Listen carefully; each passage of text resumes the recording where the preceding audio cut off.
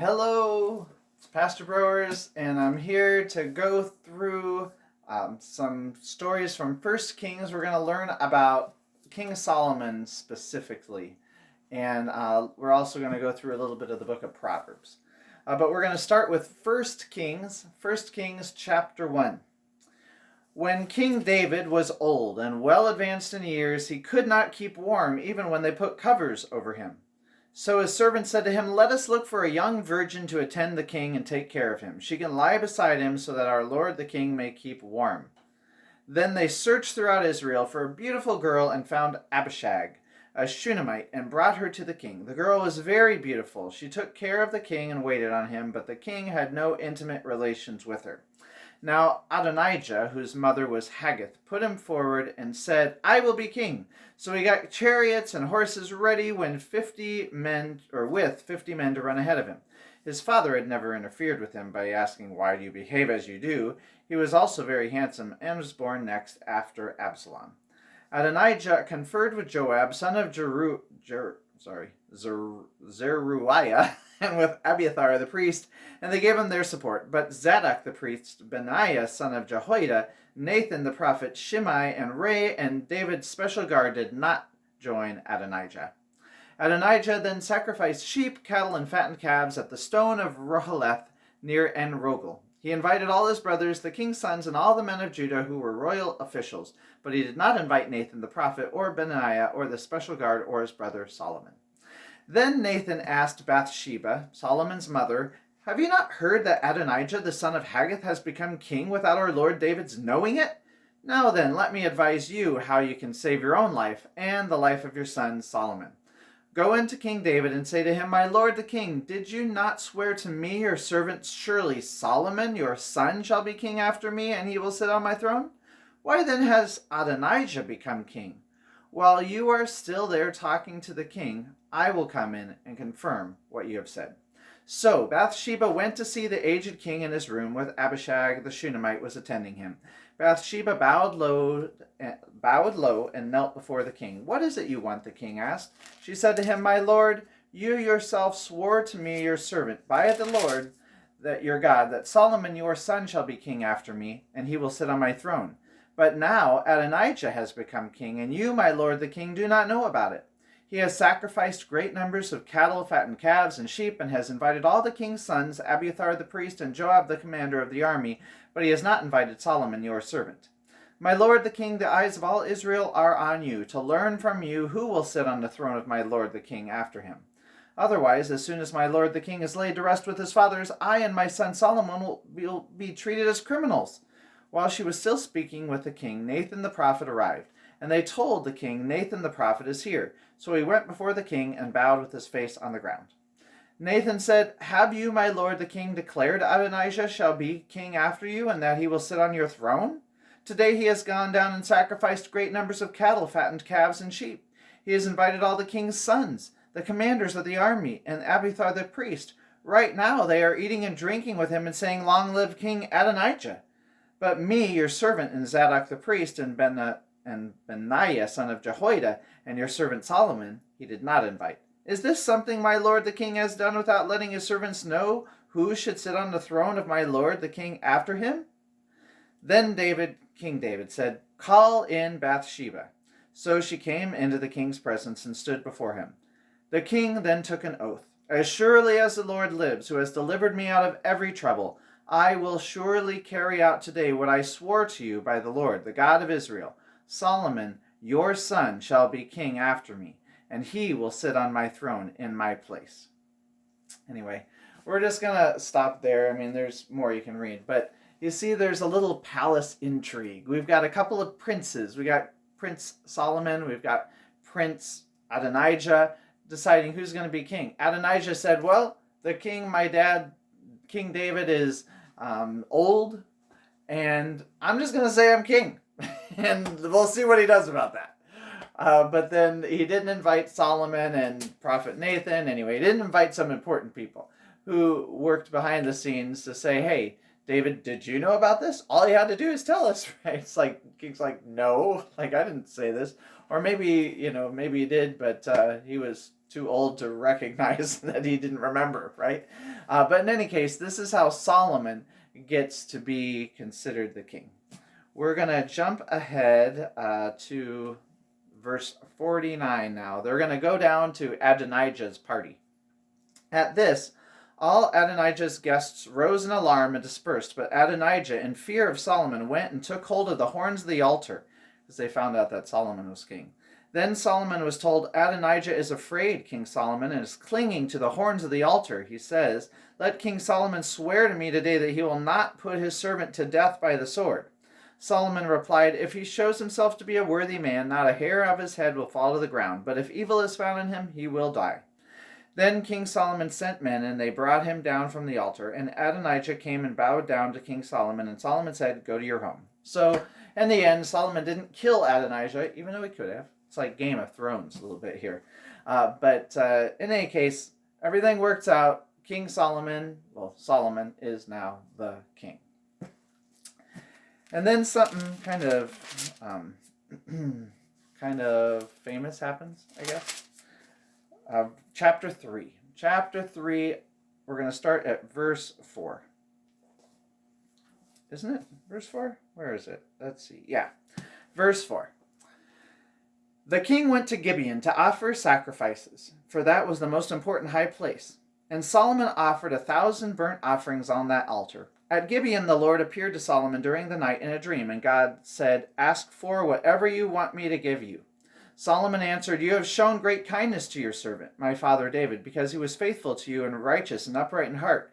You have continued his great kindness to him and have given him a son to sit on his throne this very day. Now, O Lord my God, you have made your servant king in place of my father David, but I am only a little child and do not know how to carry out my duties. Your servant is here among the people you have chosen, a great people, too numerous to count or number. So, give your servant a discerning heart to govern your people, to distinguish between right and wrong, for who is able to govern this great people of yours?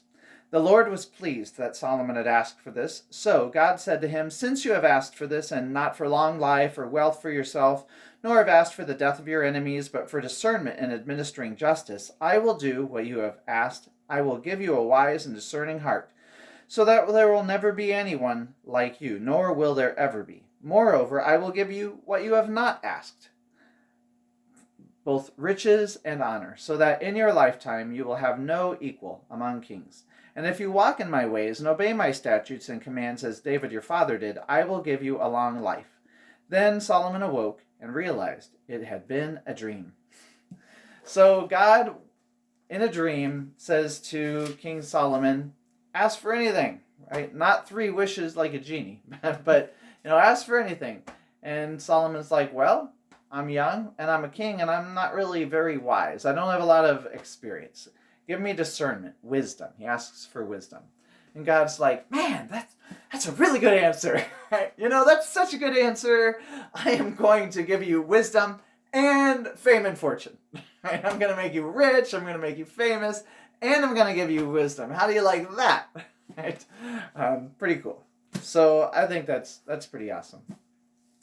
But it's trying to make a couple points. One, that God is generous, right? That he'll give you more than what you ever asked for. And it's saying that wisdom is more important than both fame and fortune. So that's good for all of us to know. So then immediately, let's see, it's chapter 3, starting at verse 16. Immediately, King Solomon gets a chance to try out his skills in this whole wisdom thing. It's a kind of a famous case.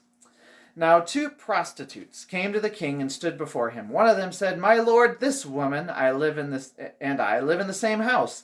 I had a baby while she was there with me. The 3rd day after my child was born, this woman also had a baby. We were alone. There was no one in the house but the 2 of us. During the night, this woman's son died because she laid on him. So she got up in the middle of the night and took my son from my side while I, your servant, was asleep. She put him by her breast and put her dead son by my breast. The next morning, I got up to nurse my son, and he was dead. But when I looked at him closely in the morning light, I saw that it wasn't the son I had born. The other woman said, no, the living one is my son, the dead one is yours. But the first one insisted, "No, the dead one is yours, the living one is mine." And so they argued before the king. The king said, "This one says, 'My son is alive and your son is dead,' while that one says, 'No, your son is dead and mine is alive.'" Nice summary, King Solomon. Verse 24.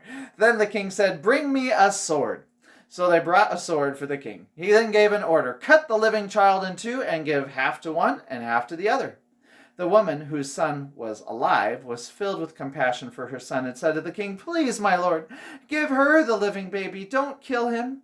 But the other said, "Neither I nor you shall have him. Cut him in two." Then the king gave his ruling, "Give the living baby to the first woman. Do not kill him. She is his mother."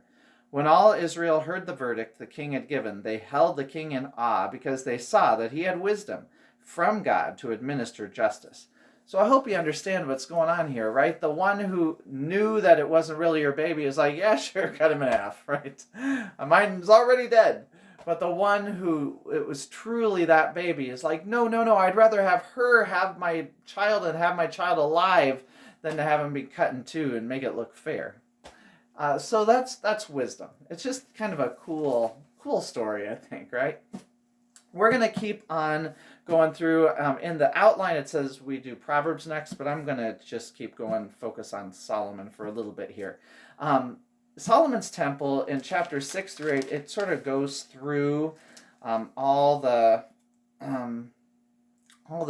special rules for making this temple and all this fancy wood and all this bronze and all this gold. It was really, really, really, really fancy.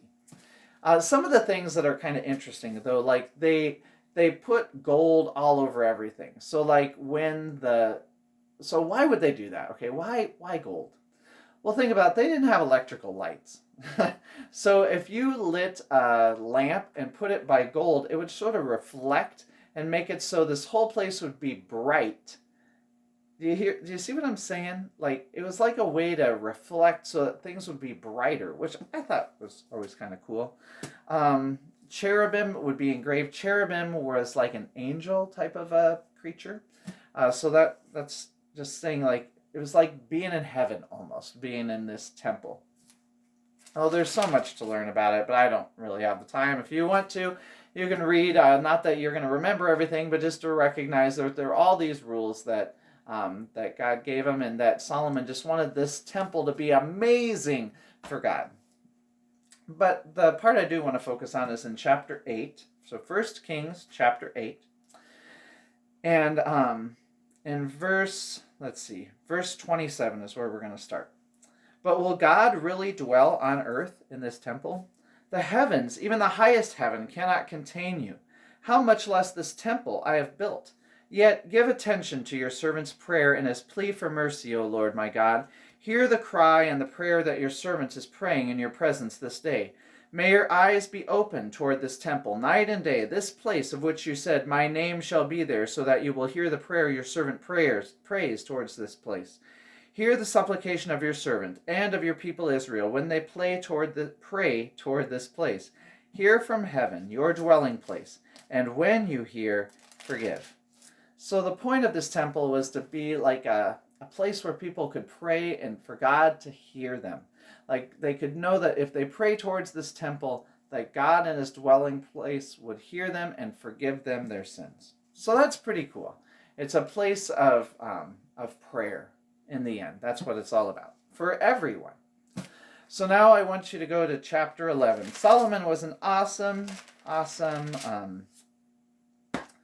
king, but he did make some mistakes. Chapter 11, verse 1.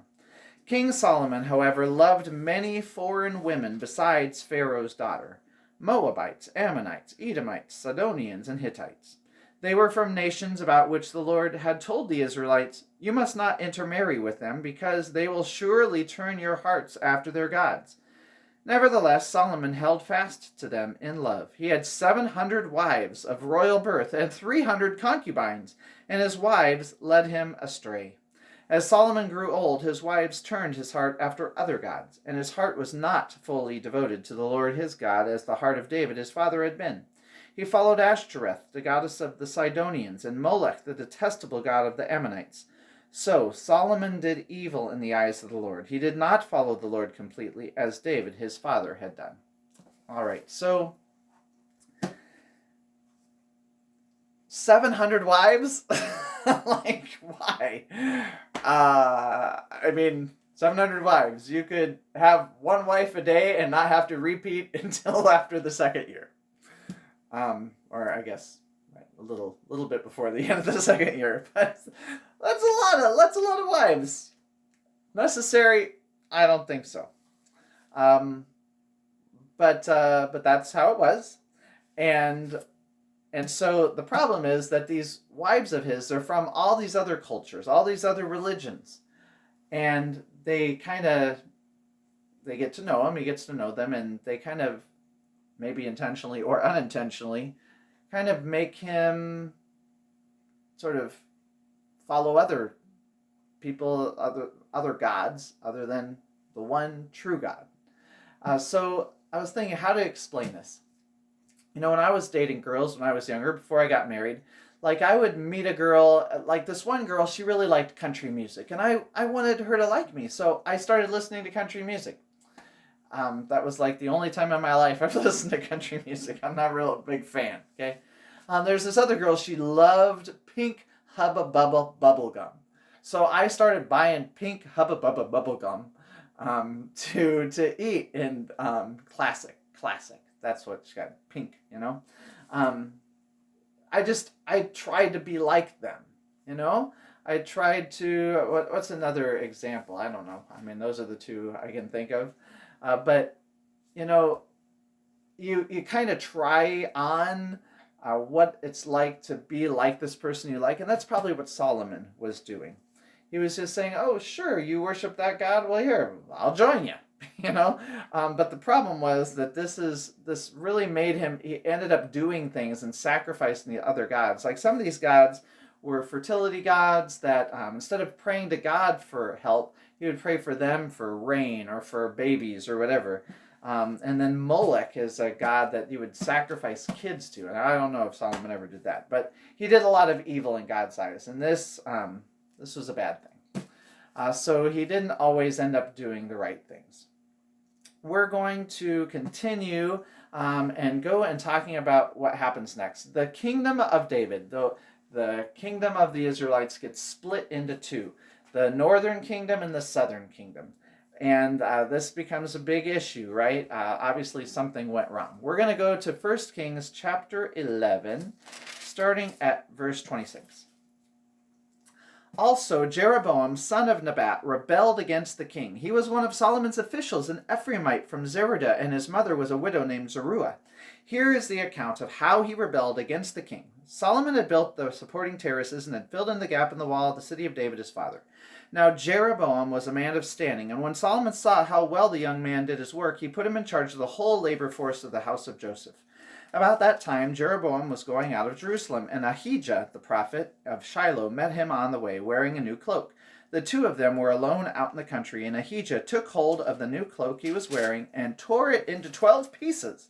Then he said to Jeroboam, "Take 10 pieces for yourself, for this is what the Lord, the God of Israel, says. See, I am going to tear the kingdom out of Solomon's hand and give you 10 tribes. But for the sake of my servant David and the city of Jerusalem, which I have chosen out of all the tribes of Israel, he will have 1 tribe. I will do this because they have forsaken me and worshipped Ashtoreth, the goddess of the Sidonians, Shemosh, the god of the Moabites, and Molech, the god of the Ammonites, and have not walked in my ways, nor done what is right in my eyes, nor kept my statutes and laws as David, Solomon's father, did. But I will not take the whole kingdom out of Solomon's hand. I have made him ruler all the days of his life for the sake of David my servant, whom I chose and who observed my commands and statutes. I will take the kingdom from his son's hands and give you 10 tribes. I will give 1 tribe to his son, so that David my servant may always have a lamp before me in Jerusalem, the city where I chose to put my name. However, as for you, I will take you, and you will rule over all that your heart desires. You will be king over Israel. If you do whatever I command you, and walk in my ways, and do what is right in my eyes, by keeping my statutes and commands as David my servant did, I will be with you. I will build you a dynasty as enduring as the one I built for David, and will give Israel to you. I will humble David's descendants because of this, but not forever, Solomon tried to kill Jeroboam, but Jeroboam fled to Egypt to Shishak the king and stayed there until Solomon's death. All right, so Solomon, he did evil in the sight of the Lord. He followed these other gods because of his wives, is what it says.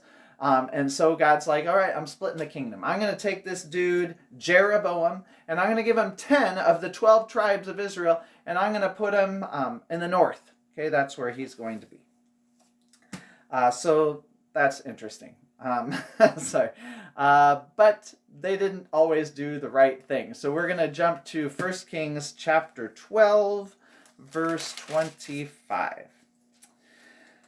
Then, okay, but by the way, I should say, so 10 tribes, but then in the south, it's still Jerusalem, and Jerusalem has the temple.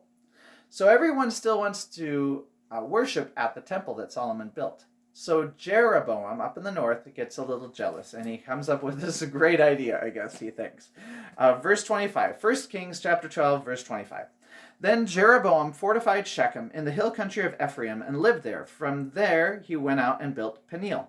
Jeroboam thought to himself, the kingdom will now likely revert to the house of David. If these people go up to offer sacrifices at the temple of the Lord in Jerusalem, they will again give their allegiance to their Lord, Rehoboam, we'll get to him in a sec, Rehoboam, king of Judah. They will kill me and return to King Rehoboam. After seeking advice, the king made 2 golden calves. He said to the people, It is too much for you to go to Jerusalem. Here are your gods, O Israel, who brought you up out of Egypt. One he set up in Bethel, and the other in Dan. And this thing became a sin. The people went even as far as Dan to worship the one there. All right. It's like Jeroboam had never read the Bible. Like he had never read, like, if you've read, I mean, maybe you recall a golden calf along the way in the history of the Israelites. And he's like, Aaron built that golden calf when Moses was on the thing, and God didn't like that very much. So maybe it's just, I should make 2 of them instead. Like, the one was the problem. They were supposed to be 2. No, the problem was they're worshiping a god other than God, right? They're idol, this golden calf. Anyway, bad idea, Jeroboam. We're going to continue and learn about that guy I mentioned, Rehoboam. It starts at 11, verse 42. So, chapter 11, verse 42. I'm just looking to make sure I don't go too far. Here we go. Solomon reigned in Jerusalem over all Israel 40 years. Then he rested with his fathers and was buried in the city of David his father, and Rehoboam his son succeeded him as king. Rehoboam went to Shechem, for all the Israelites had gone there to make him king. When Jeroboam, son of Nebat, heard this, he was still in Egypt when he fled from King Solomon, he returned from Egypt. So they sent for Jeroboam, and he and the whole assembly of Israel went to Rehoboam and said to him, Your father put a heavy yoke on us. But now lighten the harsh labor and the heavy yoke he put on us, and we will serve you. Rehoboam answered, Go away for 3 days, and then come back to me. So the people went away. So here, Jeroboam's saying, Hey, Rehoboam, you know what? Just make things easier on us, and I will serve you. Verse 6. Then King Rehoboam consulted the elders who had served his father Solomon during his lifetime. How would you advise me to answer this people? He asked. They replied, If today you will be a servant to these people and serve them and give them a favorable answer, they will always be your servants. But Rehoboam rejected the advice of the elders that they gave him and consulted the young men who had grown up with him and were serving him. He asked them, What is your advice? How should we answer these people who say to me, Lighten the yoke your father put on us? The young men who had grown up with him replied, Tell these people who have said to you, Your father put a heavy yoke on us and make our yoke lighter. Tell them, My little finger is thicker than my father's waist. My father laid on you a heavy yoke. I will make it even heavier. My father scourged you with whips. I will scourge you with scorpions.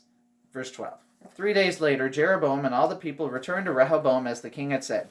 Come back to me in 3 days. The king answered the people harshly, rejecting the advice given him by the elders. He followed the advice of the young men and said, My father made your yoke heavy. I will make it even heavier. My father scourged you with whips. I will scourge you with scorpions. So the king did not listen to the people, for this turn of events was from the Lord, to fulfill the word the Lord had spoken to Jeroboam, son of Nebat, through Ahijah the Shilonite. When all Israel saw that the king refused to listen to them, they answered the king, What share do we have in David? What part in Jesse's son? To your tents, O Israel. Look after your own house, O David. So the Israelites went home. But as for the Israelites who were living in the towns of Judah, Rehoboam still ruled over them. So the deal is that there are 12 tribes total, right? 10 of them go up to the north. That leaves how many? 2. And it says Judah is going to stay in the south. Okay? So 10 plus 1. Where's the other one? We're missing a tribe. What's going on? Well, Jerusalem. Remember how I said Jerusalem and the temple were in the south? Well, there's one tribe called the Levites who were like assigned to the temple. They were like the priests, the tribe of Levi. So when I say Jerusalem is in the south, that means that also the tribe of the Levites was in the south. So Levites and Judah were in the south, and the other 10 were in the north. And notice Rehoboam, instead of listening to the older people who were wiser, he just listened to his friends, which should warn us all that listening to your friends, especially when you're young, can sometimes get you into a lot of trouble. That's what I think it's teaching us, at least. 1 Kings chapter 14 tells us sort of about Rehoboam, besides that mistake. 14 verse 22. Having to flip through a bunch of pages here. So 1 King chapter 14 verse 22. Judah did evil, so that southern tribe, Judah did evil in the eyes of the Lord. By the sins they committed, they stirred up his jealous anger more than their fathers had done. They also set up for themselves high places, sacred stones, and Asherah poles on every high hill under every spreading tree. There were even male shrine prostitutes in the land. The people engaged in all the detestable practices of the nations the Lord had driven out before the Israelites. I don't know if I mentioned this before, but it talks about Asherah poles. It talked about that about the north as well. Asherah was a goddess, like Aphrodite. Okay, think about if you know Greek mythology. Aphrodite was this goddess of love, fertility. That's Asherah. It always talks about these Asherah poles, and I just felt like I needed to share what's going on. Usually, Asherah or Aphrodite was always symbolized by a naked woman who was pregnant a lot of times also. Showing fertility. But they also had these poles. Now, what would a pole have to do with fertility? Well, you kind of have to put on your middle school, junior high thinking caps. You know, if you're a middle school boy and you see a big stick sticking out of the ground, just think of something dirty to think about. That's what it is, right? It's a sorry if this is embarrassing, but it's like a big, like either a stone or wooden penis. Okay, that's what they're trying to symbolize, and it's like fertility. So that's what it is. That's what an Asherah pole was. Like you pray to the big stick out of the ground and pray that you'll have a baby. Okay, that's honestly what it is. Sorry if that was embarrassing. All right, so before this video is done, we got to go to the Book of Proverbs. Proverbs is an awesome book, by the way, to read through, but it's long. I just want to give you a couple of examples of what Proverbs does. First of all, it's talking about wisdom, how to find wisdom. So I want you to go to Proverbs chapter 1, verse 1. The Proverbs of Solomon, son of David, king of Israel, for attaining wisdom and discipline, for understanding words of insight, for acquiring a disciplined and prudent life, doing what is right and just and fair, for giving prudence to the simple, knowledge and discretion to the young. Let the wise listen and add to their learning, and let the discerning get guidance. For understanding proverbs and parables, the sayings and riddles of the wise. The fear of the Lord is the beginning of wisdom, of knowledge, but fools despise wisdom and discipline. So this is a common refrain. It says, the fear of the Lord is the beginning of knowledge or the beginning of wisdom. So trusting in God's word is how you get smarter, how you know what to do. But there's all kinds of cool little verses. They're all really, really short. Okay, like Proverbs 3, verse 5.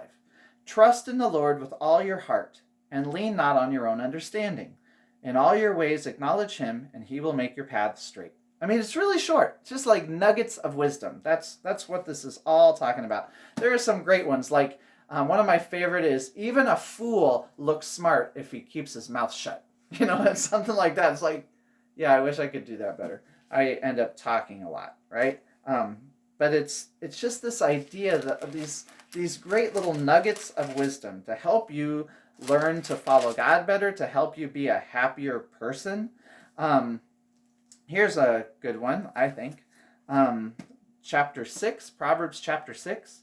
It says, my son, if you have put up security for your neighbor, if you have struck hands and pledged for another, if you have been trapped by what you have said, ensnared by the words of your mouth, it's talking about credit. If you owe money to someone else, then do this, my son, to free yourself, since you have fallen into your neighbor's hands.